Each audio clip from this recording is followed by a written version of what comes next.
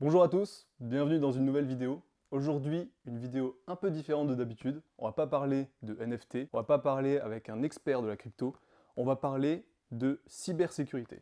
Aujourd'hui, on est avec Nico. Salut Ouais, Nico. salut. Comment ça va? Très bien, très bien. Et toi? Bah écoute, très bien.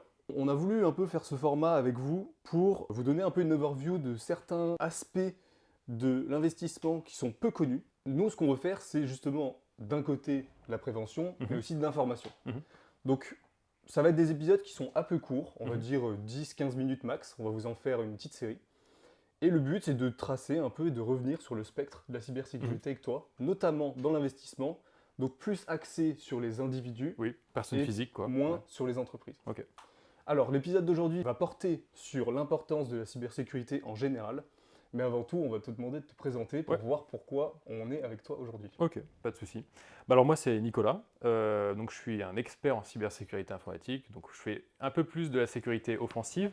Donc tout ce qui peut être test d'intrusion et autres. Donc trouver des failles dans des applications, trouver des failles dans des systèmes d'information, c'est un peu mon métier, mon métier principal. Mais je fais aussi tout ce qui est recherche de menaces, donc sur Internet. Donc tout ce qu'on peut dire threat intelligence et autres. Donc je vais essayer de trouver par exemple des menaces sur Internet qui vendent par exemple des comptes de personnes qui sont dans des entreprises ou qui vendent des fuites de données parce qu'il y a eu des hacks ou autres, ou qui font de la rançon, enfin tout type de menaces, par exemple, ont trouvé une faille sur tel site de telle entreprise et souhaitent la vendre à un autre acteur malveillant qui souhaite l'utiliser à d'autres fins. Enfin voilà, ça c'est un peu plus tout ce qui peut être recherche de menaces. Et après, ben, globalement, je fais aussi tout ce qui est sécurisation de l'entreprise. Donc j'aide l'entreprise où je suis actuellement à améliorer sa sécurité interne en travaillant avec les différentes équipes IT qu'on a en interne, mais aussi également pour d'autres clients qu'on a, d'autres secteurs étatiques. Parce qu'actuellement, je suis dans une société qui n'est pas vraiment privée, mais plus quelque chose de privé-public, Ok. donc quelque chose qui est sponsorisé par l'État luxembourgeois. Moi, je travaille actuellement au Luxembourg. Et donc mon parcours actuellement, bah, pour arriver là où je suis actuellement, j'ai commencé en fait à faire des études d'informatique, donc un bac informatique, donc option réseau et système. Donc c'était un BTS réseau et système. Après j'ai fait une licence professionnelle, donc plus axée dans la cybersécurité. Et après j'ai fait un master en cybersécurité. Et donc durant après en fait, ces études-là que j'ai fait aussi pas mal de travail en autodidacte, donc sur mes heures personnelles, où là j'ai vraiment fait en fait pas mal de challenges, pas mal de CTF. Donc un CTF, c'est comment dire, une sorte d'épreuve avec d'autres participants qui sont un peu dans le même milieu que moi, et on essaye C'est une avec sorte de plusieurs équipes. Voilà, c'est une compétition. compétition Ok. entre personnes avec des challenges à résoudre. Est-ce Ouais. que ça peut s'apparenter à un hackathon un peu? Voilà, exactement, Ok, exactement, avec ok. des épreuves à résoudre et avec un scoring pour avoir un peu de l'incentive Ouais, c'est ça. entre tout le monde. Et ouais, Ok, non, c'est pas mal. Et donc aussi une grosse partie autodidacte, ouais, ok. avec C'est quelque chose que tu pratiques aussi à côté de ton travail oui, et donc. exactement. Et donc après, j'ai aussi pas mal, il y a aussi pas mal de plateformes qui sont comme RootMe ou Hack the Box. C'est des plateformes sur lesquelles on peut aussi apprendre pas mal en autodidacte, où il y a pas mal de challenges en ligne, où on peut s'entraîner avec des exercices, où il y a même des environnements, où c'est même très intéressant. C'est pas simplement des challenges, mais aussi tu as des environnements qui vont un peu simuler un environnement d'entreprise réel ou autre, et là-dessus, tu vas pouvoir t'entraîner et trouver des failles, avoir une certaine logique.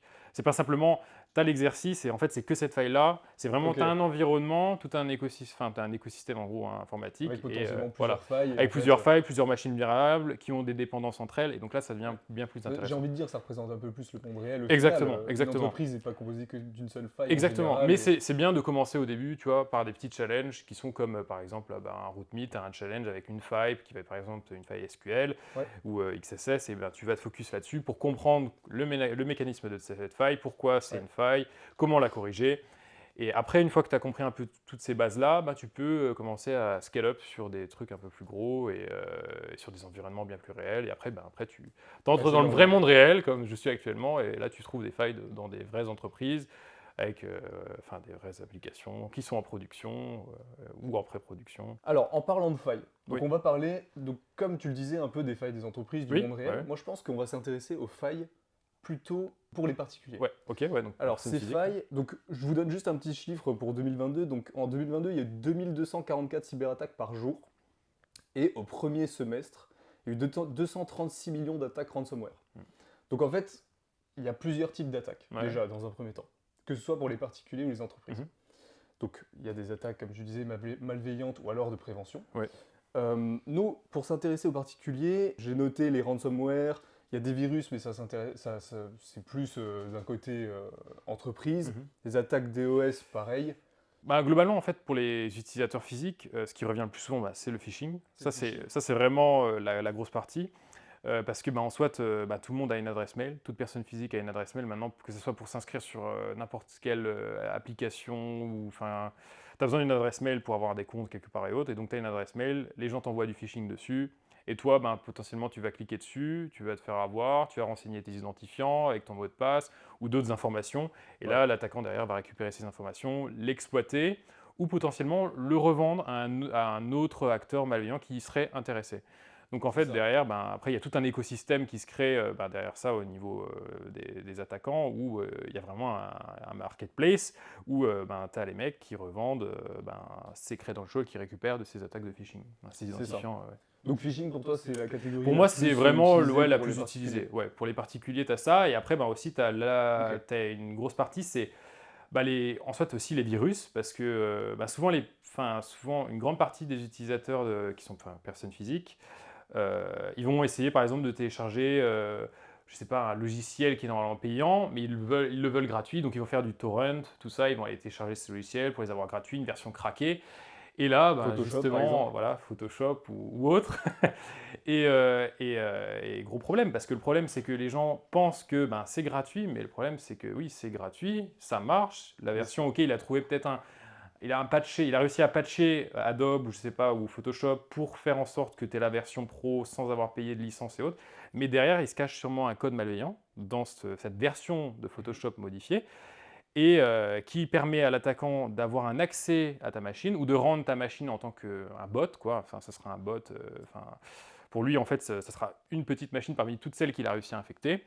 Et il pourra émettre des ordres sur cette machine à distance ou récupérer tes fichiers, ou même ce petit code malveillant va permettre de dropper d'autres virus, d'autres malwares, par exemple des stealers. Donc des stealers, ça peut être un malware qui va récupérer un peu tous tes identifiants sur ta machine, ou ta seed de wallet, je ne sais pas, MetaMask ou autre, ou tes seeds de wallet de crypto ou autre. Enfin maintenant, vraiment, les malware stealers, ils targetent pas mal de choses, et même pas mal de cryptos différentes. Et donc après, ça c'est un gros point aussi, tout ce qui peut être... Je pense, je peux rebondir là-dessus un petit peu en parlant de... Donc là, on est plus sur le côté investisseur avec justement l'aspect crypto, donc, mettre ses seeds. Donc déjà, mettre des seeds dans un ordi, est-ce qu'il faudrait pas... Est-ce que c'est déjà pas un premier conseil? Déjà, c'est qu'il y a un problème. Enfin, de les stocker... déjà, je suis sûr qu'il y en a qui déjà ils doivent les stocker dans un notepad. Ne prenez jamais de photos de vos seeds. Ou en photo, et ils les transfèrent après. Donc si vous vous reconnaissez dans ce passage et que vous avez pris en photo vos sites de MetaMask qui sont dans votre iCloud, supprimez tout de suite, refaites un MetaMask et transférez vos cryptos. Ah oui, c'est clair. Et c'est clair que des fois, on n'y pense pas. On a pris une fois en photo ces seeds de wallet, et puis après, elles ont été... je sais pas, il y a eu une sauvegarde dans le cloud, iCloud de Apple. C'est ça, qui se retrouve dans un... Et au final, la personne ne s'est même pas fait compromettre son ordinateur, mais s'est fait compromettre son iCloud.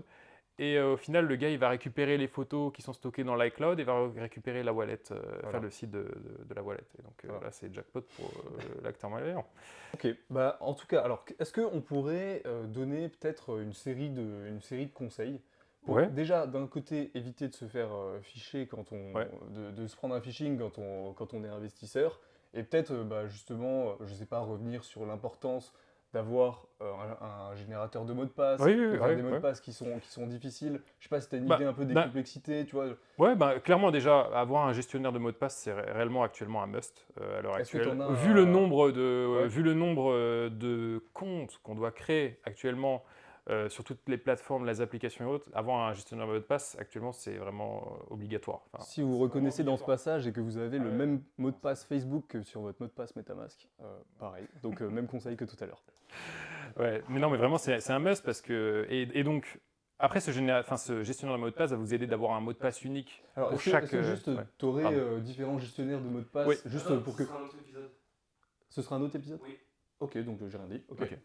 Dans le prochain épisode, vous verrez, on va mettre un petit accent sur les gestionnaires de mots de passe. Donc vous aurez un peu plus d'informations à propos de ceci. Et donc, alors, les gestionnaires de mots de passe, c'est primordial actuellement. Après, qu'est-ce que aussi je peux recommander? C'est aussi de ségréguer en fait l'utilisation de ces appareils ou même de ces adresses mail. D'avoir par exemple une adresse mail un peu plus pour tout ce qui est trash et d'avoir une adresse mail un peu plus pour tout ce qui est un peu professionnel et une autre adresse mail un peu plus pour tout ce qui est un peu plus perso. Créer un peu plus, pas différentes identités, mais une adresse mail pour une utilisation un peu globale Ok. et une autre pour autre chose. Parce que si tu reçois en fait, si tu n'en as qu'une et tu fais tout avec, le truc c'est que tu vas recevoir aussi, si tu commences à t'inscrire sur pas mal de newsletters ou des trucs qu'après, imaginons sur plein de sites, des sites même un peu douteux, tu peux avoir ton adresse mail qui traîne dans des listes de spam, et donc là tu vas recevoir plein de junk, et notamment aussi pas mal de phishing, parce que les mecs vont savoir que tu es dans cette liste-là, donc Oui, puis ils vont j'imagine que utiliser c'est cette liste-là pour bulk, enfin pour envoyer C'est ça. en grande quantité c'est à des mails tous qui ces- sont voilà. très accessibles sur Exactement. Internet, donc en fait en Voilà. récupérant des bases de données. Exactement. C'est assez simple. Je pense par exemple